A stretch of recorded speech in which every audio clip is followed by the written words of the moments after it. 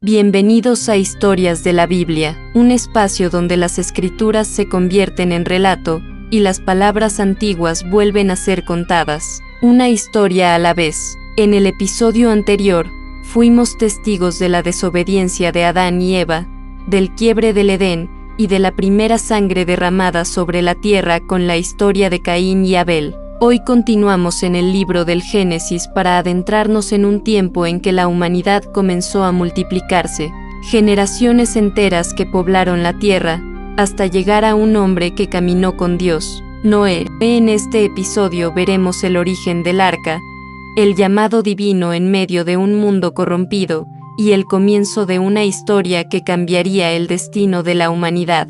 Esto no es una reflexión, no es una interpretación, es la historia tal como fue escrita. Acompáñame, y escuchemos lo que ocurrió cuando Dios decidió preservar la vida. Después de la tragedia de Caín y Abel, la vida continuó. Adán tuvo más hijos e hijas, y la humanidad comenzó a multiplicarse sobre la tierra. El Génesis nos presenta una genealogía, una lista de generaciones que conecta a un padre con su hijo, y a ese hijo con el siguiente. No es solo una sucesión de nombres, sino la señal de que la historia sigue avanzando. Desde Adán, pasando por Set y Enos, surgieron generaciones que vivieron largos años, formaron familias y poblaron el mundo. Algunos caminaron más cerca de Dios, otros simplemente fueron parte del paso del tiempo.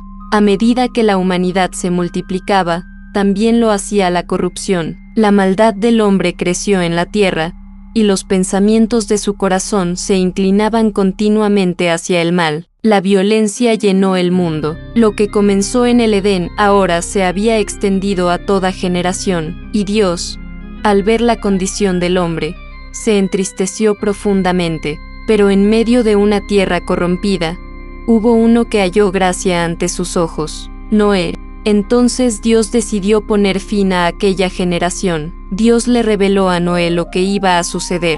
Enviaría un diluvio sobre la tierra para destruir toda carne en la que hubiera aliento de vida. Sin embargo, con Noé establecería un pacto, y le dio una orden clara: debía construir un arca. No sería una embarcación pequeña ni improvisada. Dios le dio medidas exactas: 300 codos de largo, 50 de ancho y 30 de alto. Debía hacerla de madera resistente, cubrirla por dentro y por fuera con brea, dividirla en compartimentos, colocar una ventana en lo alto y una única puerta en uno de sus lados. 3 niveles tendría el arca, espacio suficiente para preservar la vida. Noé no recibió solo instrucciones técnicas, recibió una misión. Debía entrar en el arca con su esposa, sus hijos y las esposas de sus hijos, y debía introducir en ella parejas de animales, macho y hembra, para conservar su especie sobre la tierra. También debía almacenar alimento, porque el juicio sería largo.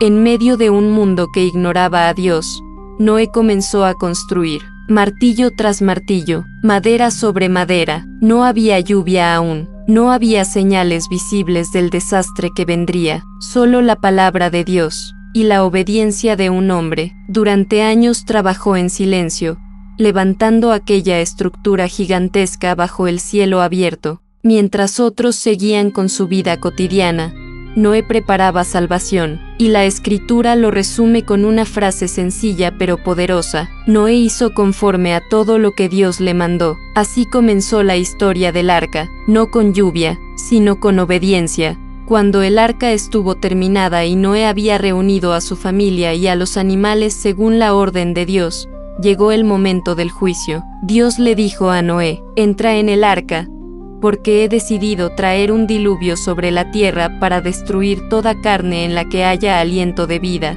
Noé obedeció, junto con su esposa, sus hijos y las esposas de sus hijos, y cada especie de animal, tal como Dios había indicado. Entonces comenzaron las lluvias. Primero, gotas sueltas, después, un torrente imparable. Durante 40 días y 40 noches, la lluvia cayó sin cesar, y las aguas crecieron hasta cubrir toda la tierra. Montañas, valles, ciudades, todo quedó bajo el agua. Los hombres que habían ignorado a Dios no tuvieron escape, pero dentro del arca, la vida estaba protegida. Noé y su familia observaron desde adentro cómo el mundo que conocían desaparecía bajo el juicio divino. Pasado aquel tiempo, las aguas comenzaron a descender. El arca descansó sobre los montes de Ararat, y poco a poco la tierra volvió a aparecer.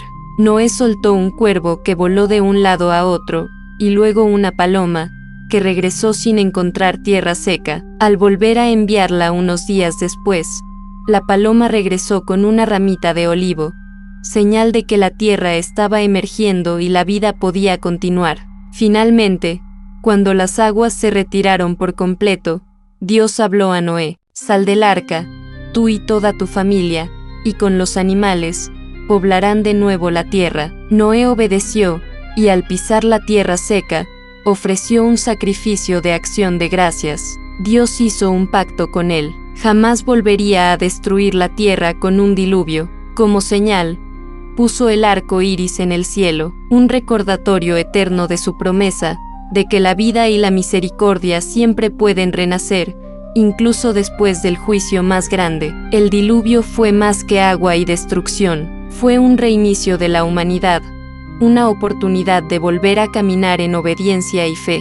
Sin embargo, incluso después de la salvación y la bendición, la humanidad seguía mostrando fragilidad. Noé plantó una viña, bebió vino y se embriagó. En ese estado, ocurrió un incidente que involucró a sus hijos, recordándonos que incluso los justos tienen momentos de debilidad y que las consecuencias de nuestras acciones pueden afectar a otros. La historia es breve y enigmática, pero sirve para mostrar que la imperfección humana no desaparece, aunque Dios continúe guiando la historia.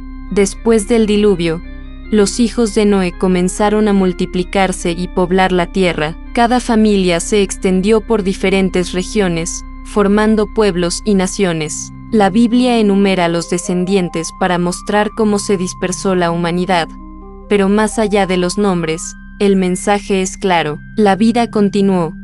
La tierra se llenó de nuevas generaciones, y Dios seguía cumpliendo su propósito. De un solo linaje surgieron culturas, civilizaciones y pueblos que, con el tiempo, darían forma al mundo que conocemos.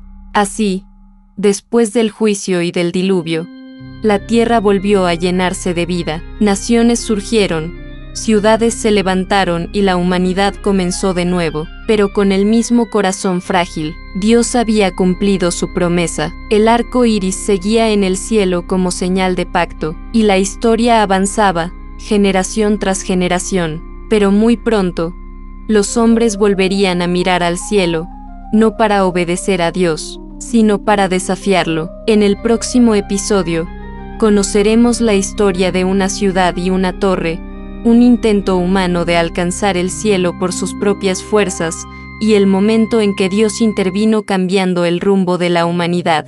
Acompáñame en el siguiente capítulo de Historias de la Biblia, cuando viajemos a la Torre de Babel.